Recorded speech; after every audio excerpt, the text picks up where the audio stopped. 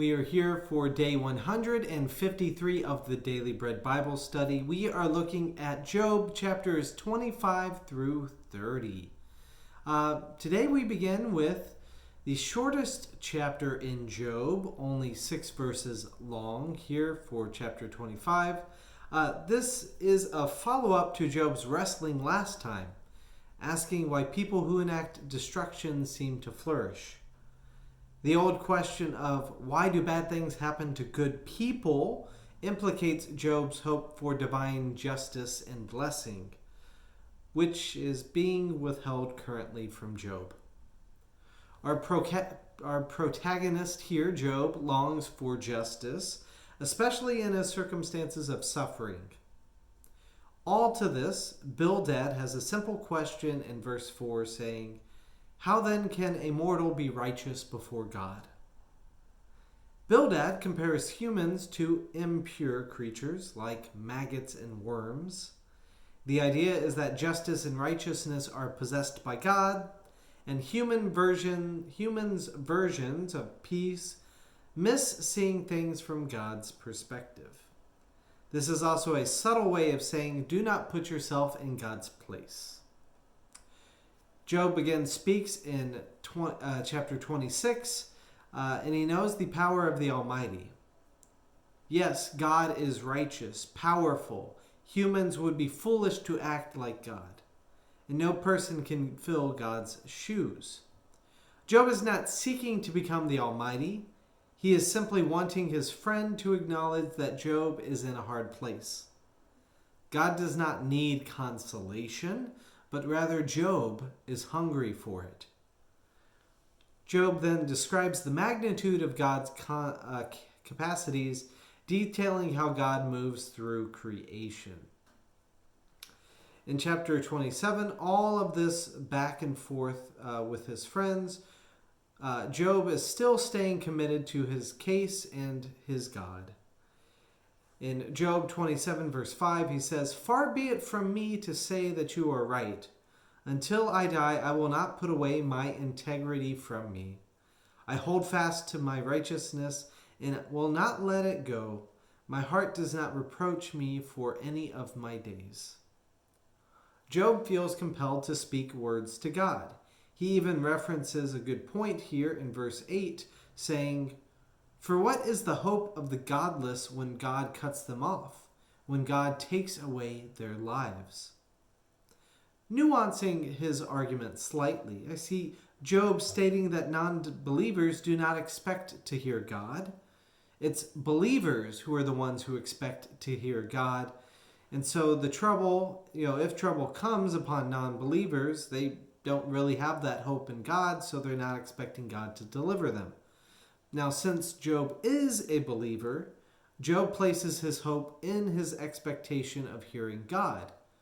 And so, from my observations, one of the most depressing situations for a believer is to experience the absence of God's presence. Jesus referenced this pain during his crucifixion, borrowing from the words of Psalm 22, saying, my God, why have you forsaken me?" Jesus knows God is with him, even inside of him, yet the feeling of God's absence is excruciating. This is why Job is agonized. God exists, but is hidden from Job. Is Job so drowned in grief and pain that he is missing God? Whether Job is inventing the absence of God or whether Job is experiencing the absence of God is in a lot of ways irrelevant. The fact remains that Job is feeling the absence of God, and he can't help but feel what he feels. And this feeling is for him very painful because Job hopes and expects God to answer, and he's just not receiving it. For Job, wickedness finds no peace or rest. Job believes God will ultimately bless the righteous, and he hopes God will bless him.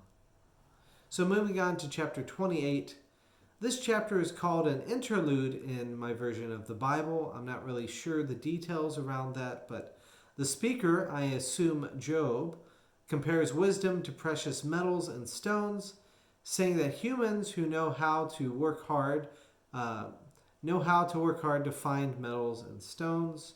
And the speaker sees wisdom as something harder to come by than even the labor-intensive work of mining. So in Job 28:12 it says this, "But where shall wisdom be found? And where is the place of understanding? Mortals do not know the way to it, and it is not found in the land of the living." The speaker then answers his own question in verse 20. "Where then does wisdom come from? A place from understanding? It is hidden from the eyes of all living, concealed from the birds of the air." The wisdom of God is hidden from humans. The wisdom is from God alone, which God gives to those who seek him. The speaker then concludes in Job 28:28, "And he," this is God, "said to humankind, truly the fear of the Lord, that is wisdom, and to depart from evil is understanding."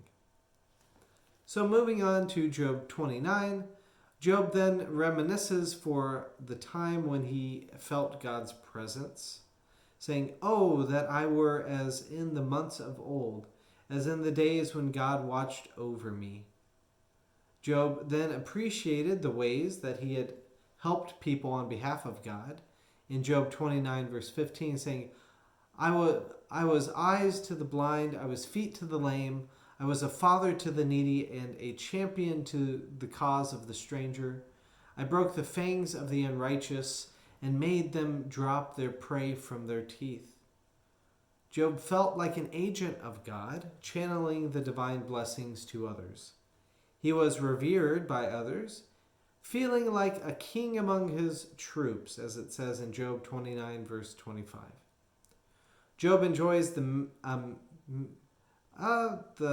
majesty of ministry, right? He feels magnified when he makes God big and himself small.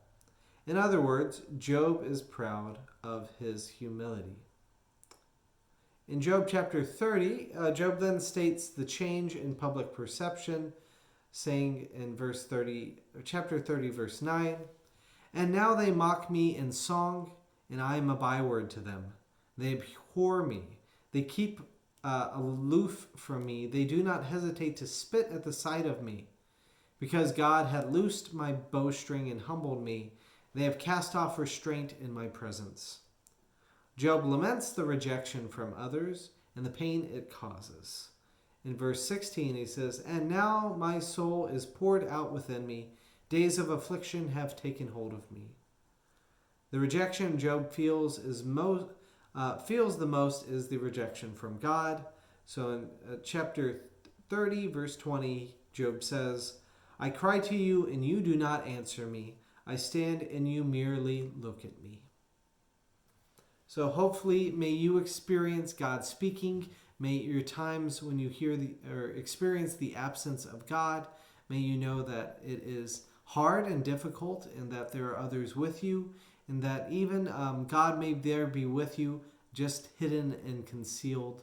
But also give yourself permission to feel what you feel, because that's okay too. Well, anyways, we'll talk more about Job next time.